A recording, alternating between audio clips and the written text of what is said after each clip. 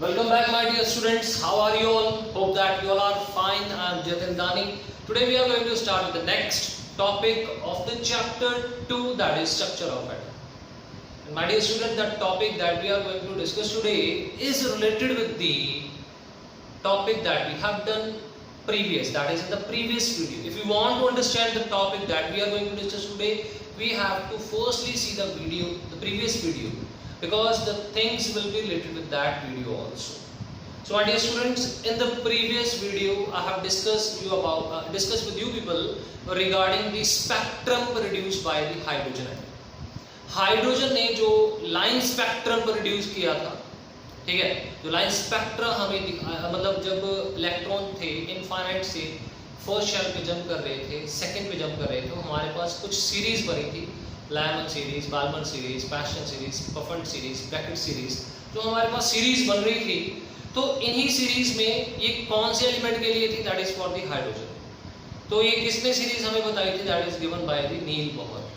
तो आज हम ये डिस्कस करेंगे कि Niels Bohr model of an atom के कुछ लिमिटेशंस थे, कुछ डिसएडवांटेजेस थे। पहले इसके बारे में डिस्कस करेंगे, फिर नेक्स्ट थ्योरी जो थी हमारे पास related with the structure of atom, उसके बारे में क्या करेंगे, डिस्कस करेंगे। So my dear students, please just see on the board the first limitation of Bohr model. कौन सी लिमिटेशन हमारे पास? फर्स्ट सबसे पहले हमारे पास that he explained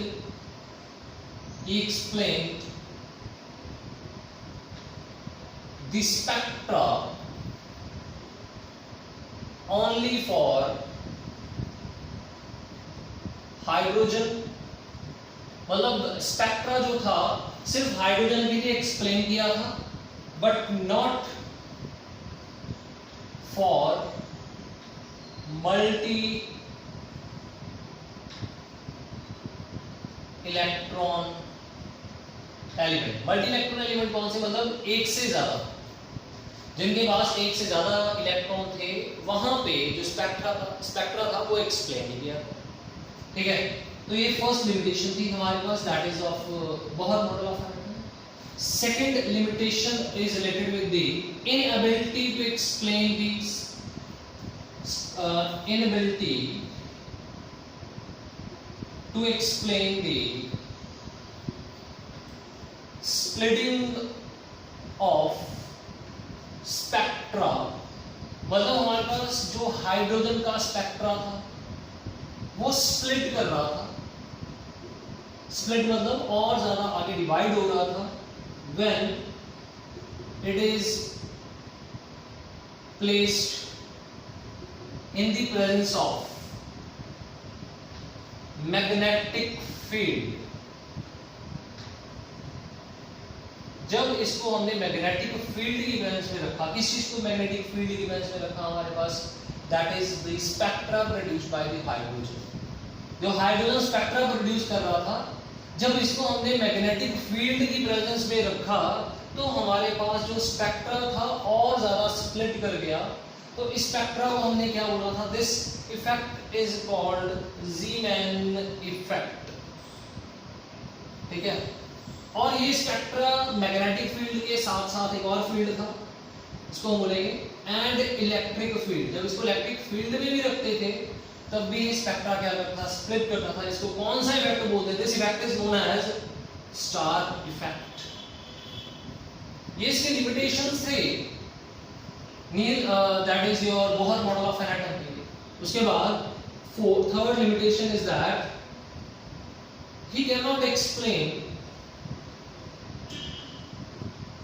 he cannot able to explain the 3D structure of atom।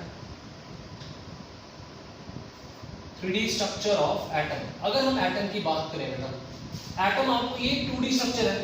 क्या electron सिर्फ और सिर्फ ऐसे ऐसे रिवॉल्व करेगा?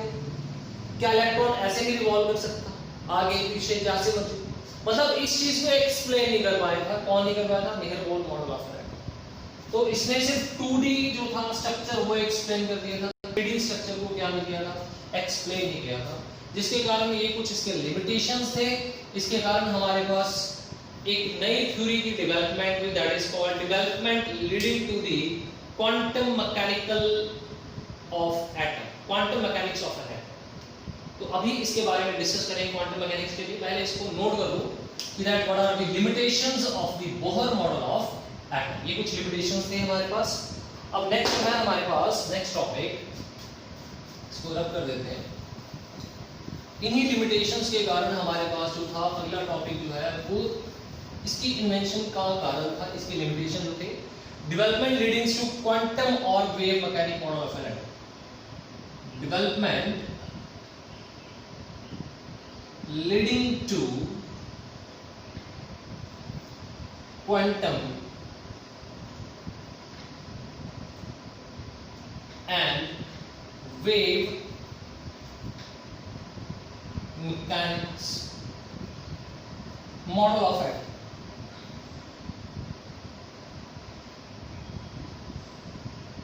तो अभी इसके बारे में हम क्या करेंगे, डिस्कस करेंगे। That is what is this, that is quantum mechanics model of atom क्या होता है, या फिर wave mechanics model of atom क्या है। ये जो हमारे पास है ना quantum mechanics model of atom या फिर wave mechanics model of atom, it is based on two concept. बहुत ही ज्यादा इंपॉर्टेंट कंसेप्ट है।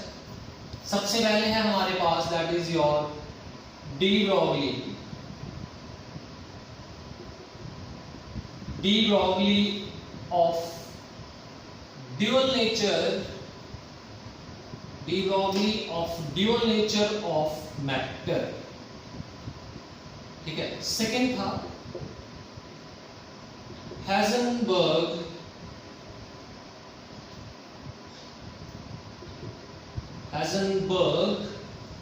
uncertainty principle।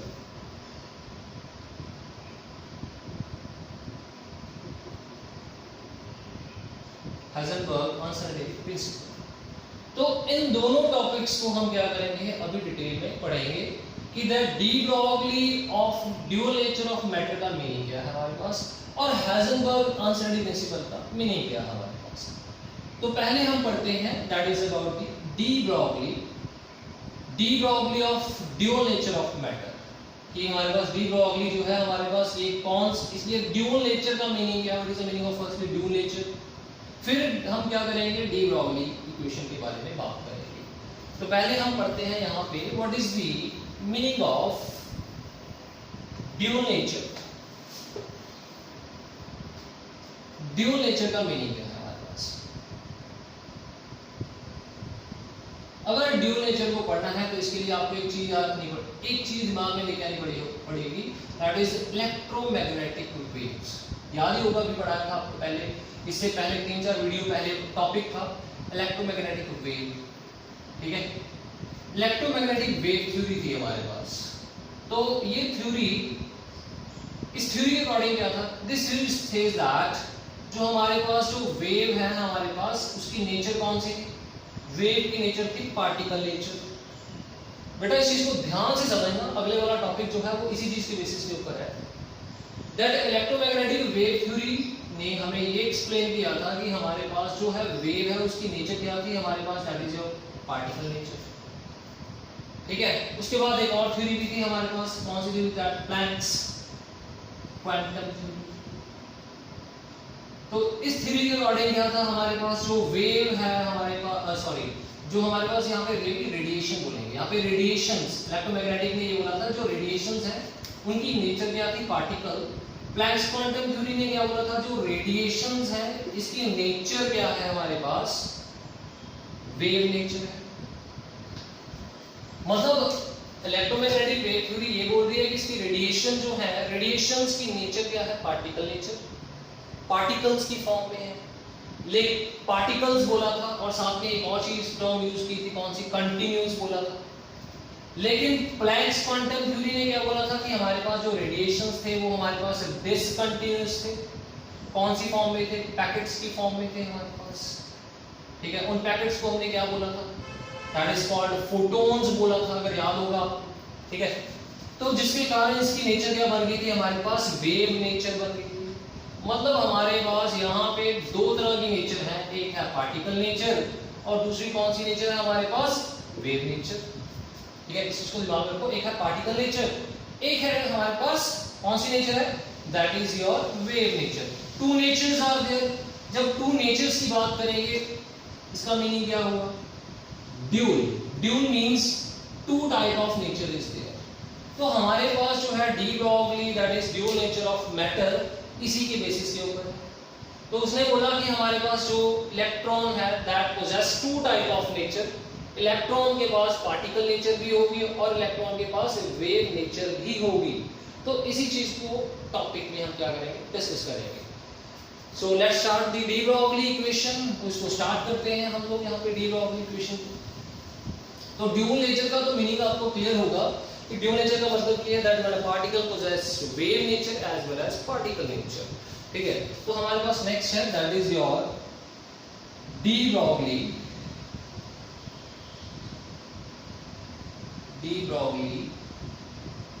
Equation. Very important. ये हमारे पास जो है रूल भी रिलेशन बोल सकते हैं, इसको इक्वेशन बोल सकते हैं, बहुत ही ज्यादा इंपॉर्टेंट है हमारे लिए। हमारे टॉपिक में हमारे न्यूमेरिकल्स भी इससे रिलेटेड होंगे। तो यहाँ पे देखो, लेट अस सपोज करो हमारे पास जो फोटोन था, हमारे पास जो लाइट से फोटोन आ रहा है हमारे पास, is having which nature, particle nature. अगर फोटोन की पार्टिकल नेचर है हमारे पास तो उसकी एनर्जी क्या होगी, द एनर्जी ऑफ फोटोन। यहां पे मैंने बोला कि पार्टिकल और वेव को याद रखना है, यहाँ पे कौन सी नेचर है, पार्टिकल नेचर। तो एनर्जी ऑफ फोटोन क्या होगी हमारे पास, energy of photon will be E is equal to mc²। ये इक्वेशन किसने दी थी, अकॉर्डिंग टू आइंस्टाइन। ठीक है, आइंस्टाइन ने इक्वेशन दी थी हमारे पास, let it be equation number 1। उसके बाद अगर हम मान के चले कि सपोज फोटोन इज हैविंग, मैं आपको बोला ड्यूल नेचर। ड्यूल नेचर का मीनिंग क्या था, particle nature plus which nature, wave nature. अगर हम मान के चले इसकी वेव नेचर है, ठीक है, देन एनर्जी जो होगी हमारे पास, energy of photon will be, energy जो होगी फोटोन की उसको हम रिप्रेजेंट करेंगे यहाँ पे E is equal to h nu. ठीक है, ये कौन सी थ्योरी के अकॉर्डिंग टू प्लैंक्स क्वांटम। ठीक है, तो इन दोनों इक्वेशंस को क्या करते हैं हम लोग, कंपेयर करते हैं। Comparing 1 and 2। जब इसको हमने कंपेयर किया इसके साथ तो हमारे पास क्या आ जाएगा, h nu is equal to mc²। ठीक है, तो यहाँ पे हमारे पास जो ये न्यू है इसकी वैल्यू पुट कर दो, nu is equal to c by lambda. इधर क्या रहेगा, mc²। ठीक है, c में c क्या हो जाएगा, कैंसिल हो जाएगा, तो लैम्डा किसके इक्वल आ जाएगा, और यहाँ पे आ जाएगा h by lambda is equal to mc and lambda will be equal to 1 by lambda mc by h आ जाएगा, और लैम्डा किसके इक्वल आ जाएगा, h बाय mc। ठीक है, ये हमारे पास क्या बन चुका है, this is your de Broglie equation. De Broglie relation बन चुके हैं हमारे पास। एंड एक चीज दिमाग में रखना, ये जो है हमारे पास लैम्डा क्या है यहाँ पे, दिस इज दी वेवलेंथ। और एक चीज दिमाग में और रखो that de Broglie relation is valid for the macroscopic and microscopic. दोनों के ऊपर हम क्या कर सकते हैं, अप्लाई कर सकते हैं, लेकिन इसके जो सिग्निफिकेंस है सिर्फ आपको माइक्रोस्कोपिक के ऊपर ही दिखाई देंगे। वो मैं आपको अभी एक्सप्लेन करता हूँ। पहले ये देखो कि मैक्रोस्कोपिक और माइक्रोस्कोपिक क्या है। अगर हम मैक्रोस्कोपिक की बात करें, लाइक हमारे पास स्टोन हो गए हमारे पास, ठीक है, इसमें हम लोग स्टोन, बिग स्टोन ले लो आप लोग, इसमें बिग स्टोन आ गए हमारे पास। और माइक्रोस्कोपिक में क्या आ जाएगा हमारे पास, like your electrons, protons and neutrons आ जाएंगे। ये हमारे पास कौन से ऑब्जेक्ट्स हैं, माइक्रोस्कोपिक। और मैक्रोस्कोपिक में क्या आ जाएंगे, आपके स्टोन वगैरह आ गया होगा। ठीक है, आपकी बॉडी भी इसमें आ सकती है, मैक्रोस्कोपिक ऑब्जेक्ट की है हमारे पास। अगर हम यहाँ पे क्या करेंगे, ये बोला है कि the de Broglie equation can be apply on macroscopic as well as microscopic, ये वाला इक्वेशन दोनों के ऊपर अप्लाई कर सकते हैं। कैसे अप्लाई करेंगे, लेट्स सी, देखते हैं यहाँ पे।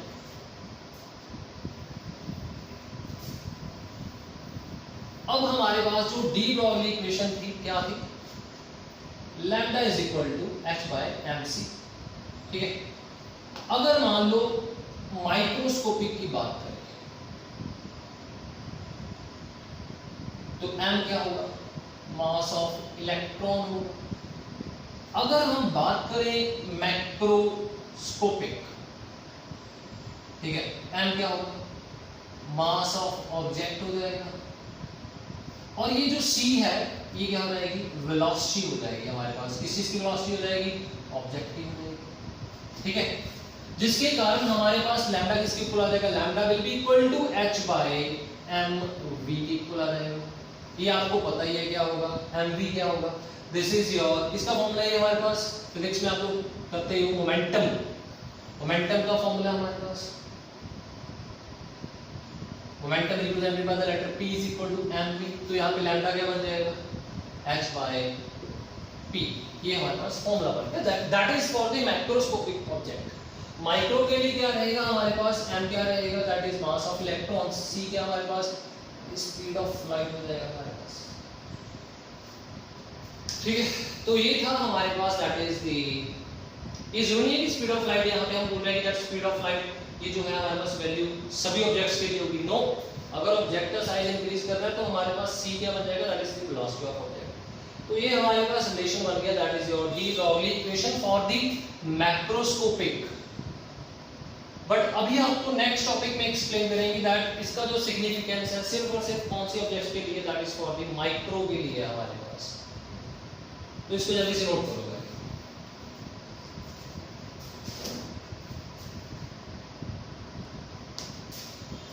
Next is your significance of de Broglie equation.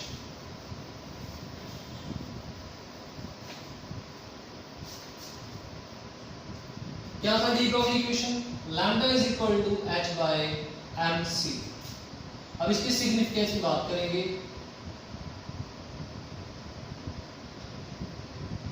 lambda is equal to h। जब हम बात करेंगे ना मैक्रोस्कोपिक ऑब्जेक्ट, ठीक है, तो इसमें देखो हमारे पास जो लैम्डा होगा वो कैसे हो जाएगा, h तो आपको पता ही है प्लैंक्स कांस्टेंट है, इसकी वैल्यू भी क्या होगी, फिक्स होगी।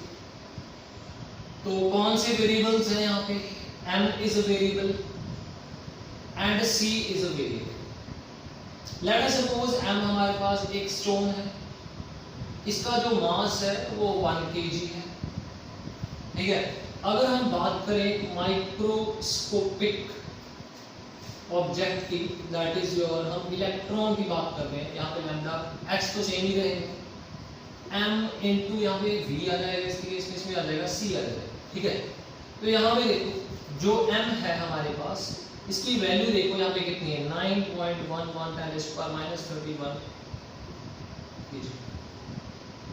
माइनस 31 है, यहाँ पे 1 kg है। वैल्यू में कितना ज्यादा फर्क है, ये कितनी स्मॉल वैल्यू है और ये कितनी लार्ज है एक दूसरे की कंपैरिजन में।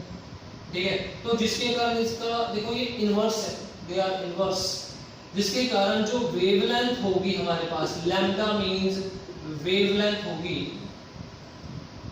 वो आपको इलेक्ट्रॉन की तो विजिबल हो जाएगी।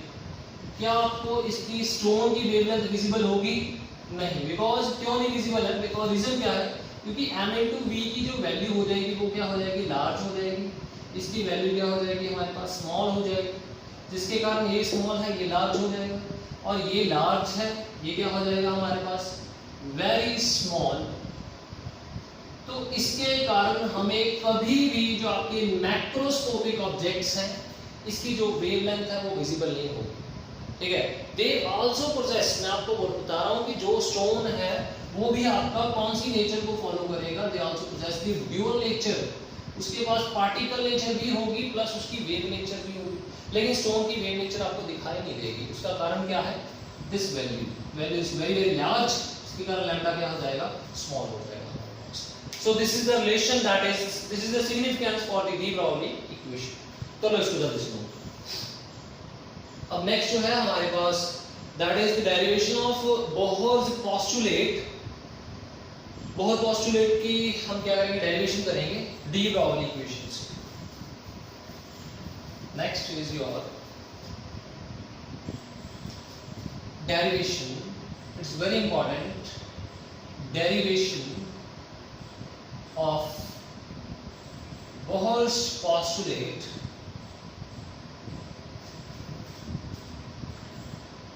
of angular momentum। angular momentum वाले ना postulate की derivation करेंगे। angular momentum from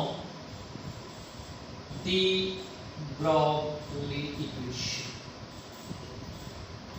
from the Broglie relation, इसी को यूज करेंगे। ठीक है, तो यहाँ पे देखो हमारे पास हमें एक चीज के बारे में पता लग गया कि जो इलेक्ट्रॉन है it possess both nature, particle nature भी पोजेस कर रहा है, साथ में कौन सी नेचर पोजेस कर रहा है, वेव नेचर, दोनों को पोजेस कर रहा है, particle nature as well as wave nature. पहले हम ये मान के चलते हैं according to Bohr, according to Bohr, electron is revolving, electron is revolving around nucleus। ठीक है, तो जब इलेक्ट्रॉन रिवॉल्व कर रहा है न्यूक्लियस के सराउंडिंग्स में ऐसे हो जाएगा ये हमारे पास इलेक्ट्रॉन रिवॉल्व कर रहा है। ठीक है, इसके बाद अगर हम डी ब्राउली इक्वेशन बोलें दैट इसमें क्या होता है, according to de ब्राउली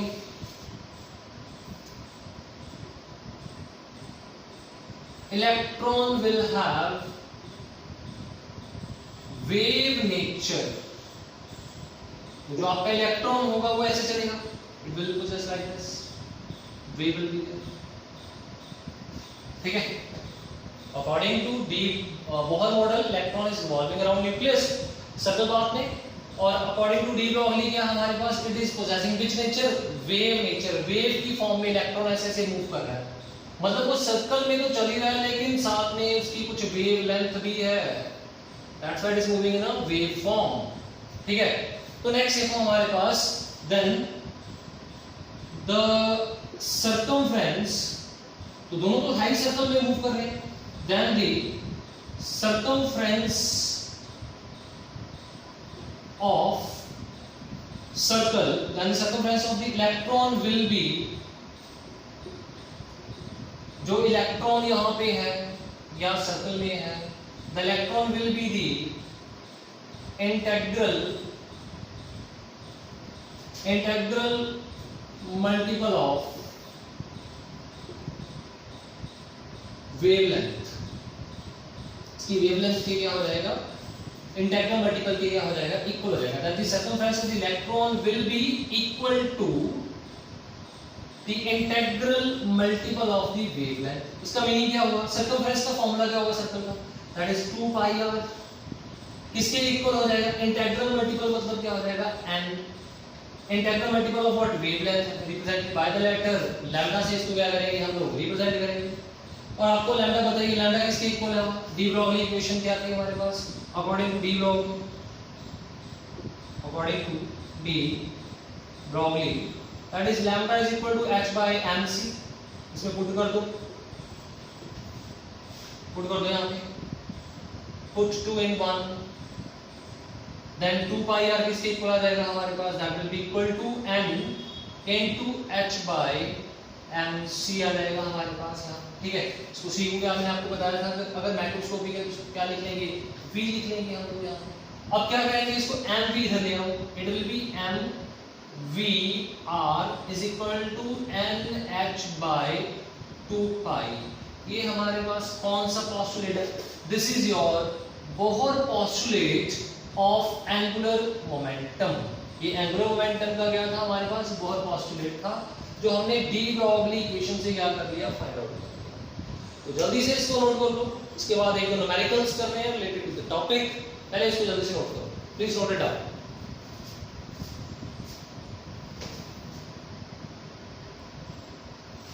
Now see the numerical.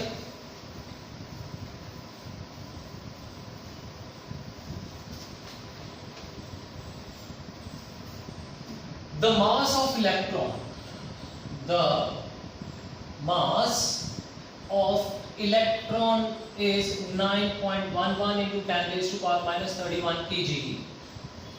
If the kinetic energy is 3 into 10 raised to power 25 joules, negative में है. Calculate its wavelength. Calculate its wavelength. Very simple and easy.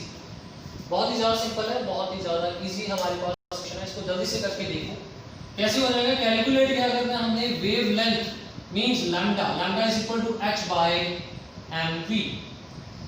ये formula हो जाएगा हमारे पास, lambda is equal to h by mv हो जाएगा. तो इसके लिए हमें h तो पता ही है, h क्या आपका प्लैंक्स कांस्टेंट कितनी वैल्यू होगी हमारे पास 6.636 10 टू पावर माइनस 31. ठीक है. और यहाँ पे हमारे पास मास कितना 34 9.11 10 टू पावर माइनस 31 हो जाएगा हमारे पास. और हमें फाइंड क्या करना है, यहाँ पे m दे रखा है, h दे रखा है, v कैलकुलेट करना है हमने यहाँ पे.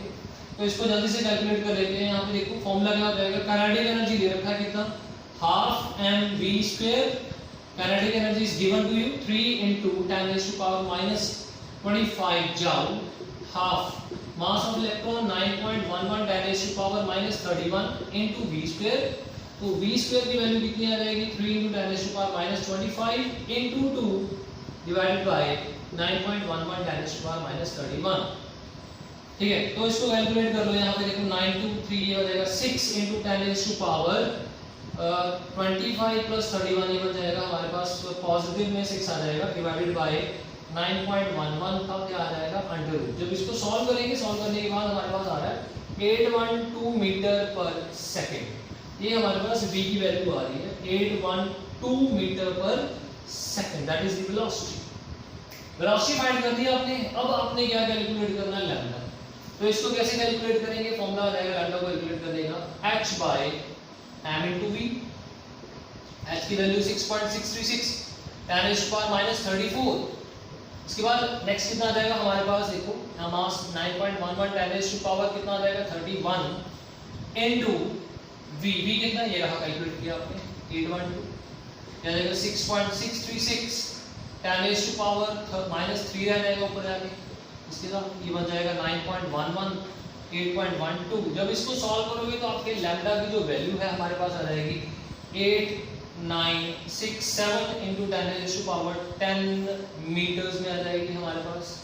तो इसको आपने नैनोमीटर में चेंज करना है. तो नैनोमीटर के लिए क्या करोगे आप, इसको 896 यहाँ पे देखो 10 raised to power क्या करोगे, ये मीटर्स में है, हमने नैनोमीटर्स में कन्वर्ट करना है. तो करना तो कर दो, नहीं तो भी ठीक है हमारे पास. इसको 10 raised to power 9 से क्या करोगे, मल्टीप्लाई कर दोगे. तो इसको 10 raised to power 9 से मल्टीप्लाई कर दिया तो ये कितना आ गया 8967 into 10 raised to power minus 1. ये बन जाएगा 896.7 नैनोमीटर. ये किसकी वैल्यू आ गई, आपके लैम्डा की वैल्यू आ गई. तो आपने वेवलेंथ को कैलकुलेट करना था, हमने कैलकुलेट कर दिया. इट इज 896.7 नैनोमीटर्स हमारे पास क्या आ चुका है, आंसर आ चुका है. So by applying the de Broglie equation we have calculated the wavelength. So मैंने आप लोगों को यहाँ पे क्वांटम मैकेनिक्स का एक जो बेसिक कंसेप्ट था de Broglie वो डिस्कस कर लिया. हमारे पास अब जो सेकंड रह गया Heisenberg uncertainty principle, that we will discuss in the next video. Hope that the video you have seen today is clear to each and every student. Thank you.